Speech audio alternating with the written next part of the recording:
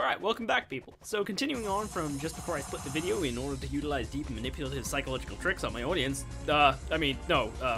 wait, how did I even script this? So as I mentioned before, I'm not really a big fan of Kill la Kill. However, at the end of episode 17, Sasuke goes 180 and Ragyu over here starts pretending she's Jesus. I'm like, holy shit, this is some cool clouds. But it's a really good plot twist. That is mainly due to the fact they haven't shown Ragyu as a model yet, so it seems as if they just dropped the main antagonist in a matter of seconds. Some might want to call that cheap, but as long as the audience believes it at the time, it still counts as a great plot twist. That's kind of what balances out the technique, really. You can't abuse it because the audience will eventually stop taking the bait. I just compared audiences to fish. I'm sorry guys, I didn't mean that. Mop mop. Anyway, from this point, Kill la Kill really improves. We get so much more character development from everyone. Satsuki becomes kinder, Ryoko hating herself, Ryoko turns evil and back again. That's like debatable if that counts as development, but there's a change in her character that's really interesting to see. We also have Satsuki and Ryoko developing their relationship with sisters, and so on.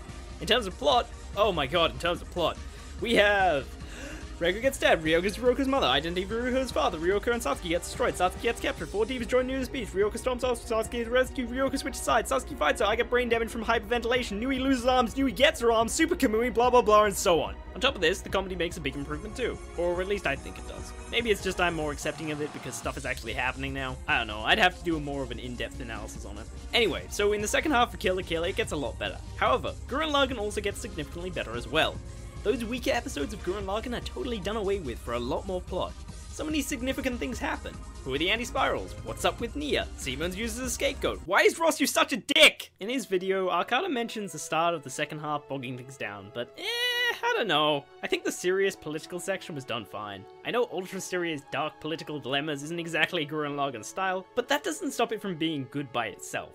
There was a lot of interesting character relationships going on, so many interesting mysteries were started. Not to mention it was awesome to see how everything changed over the course of the time skip. Plus, it's not like Gurren Lagann can't be serious. Kamina's death and how it affected Team Daiguren afterwards was freaking gut-wrenching. On top of that, surprisingly there's still actually a good amount of action in each episode. So you can't really complain on that front either. I'm not getting at Eurocard or anything, you know, not trying to be mean, I just completely fucking disagree. Anyway. Just like Kill la Kill, Gurren Lagann brings a lot more plot and character development to the table in the second half. And given that I think Gurren Lagann's first half beats Kill la Kill's first half, see part 1 for that, coupled with the amazing motifs that Gurren Lagann has always had that Kill la Kill never seemed to grasp, I have to settle on the winner being Gurren Lagann. Interestingly, this is the first time I've decided on an older anime being the winner rather than a new one.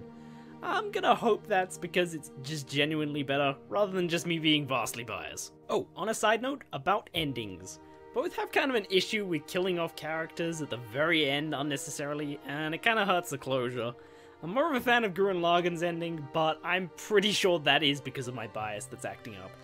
That said, realistically, Kill la Kill probably has the better ending since it doesn't seem to end on the main character living a seemingly sad existence. Personally, I think Simon was quite happy, but I can see why people would have thought that he wasn't.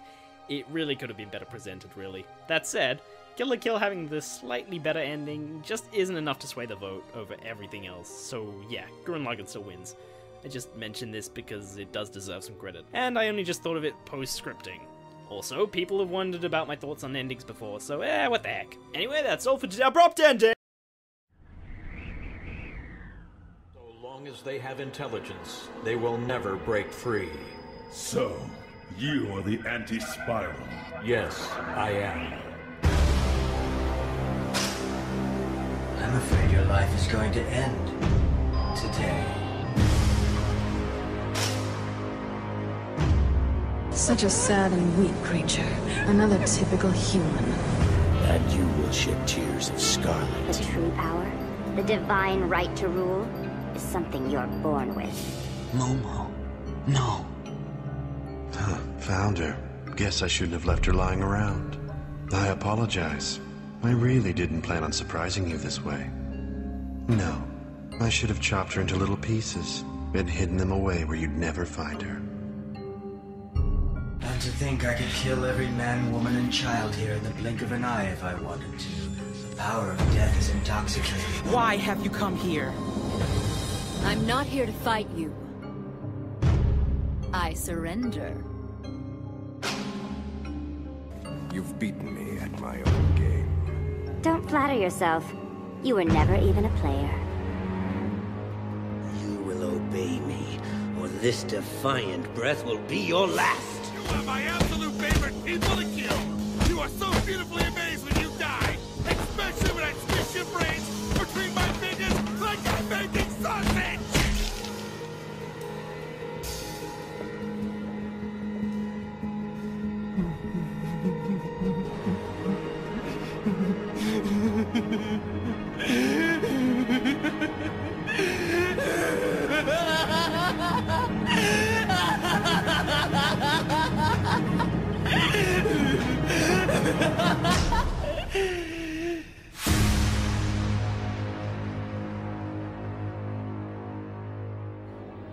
You are finished.